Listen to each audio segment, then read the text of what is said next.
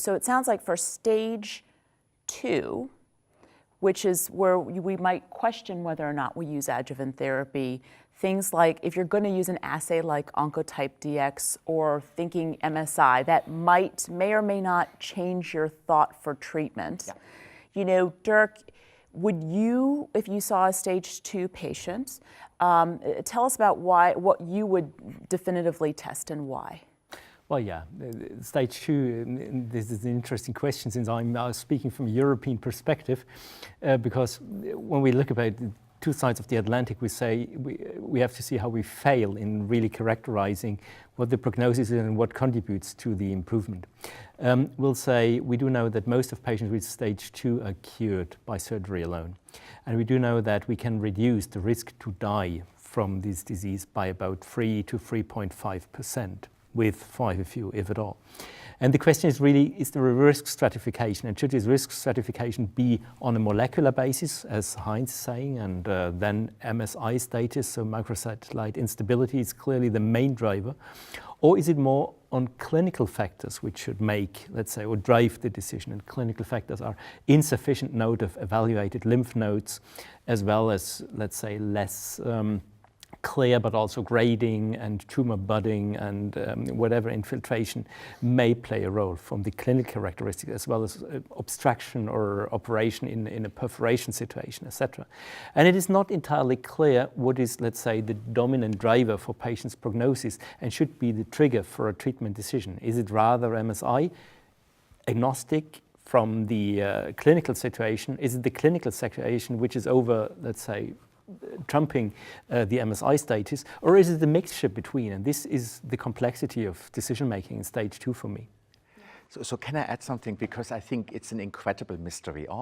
In MSI high, stage 2 is very good. Yes. Yeah. Because we know we harm patients with chemo. In stage 3, equal. Not good, not bad. And in stage 4, very bad. Yeah. How is that possible? So there are a lot of research going on. How is that explainable? It can only be explained that it's not a non-random. Yeah. It's a very, very specific mutational spectrum you find in stage 2, stage 3, and stage 4, and it's the opposite. Okay, so I think we will hear in the future much more about why we see this opposite prognostic value in different stages of colon cancer. But I want to come back to the NGS because it seems like overkill. I mean, we're thinking, is this guy crazy in doing NGS? But I think it will become potentially standard because only when you have the NGS data, you can look at liquid biopsy.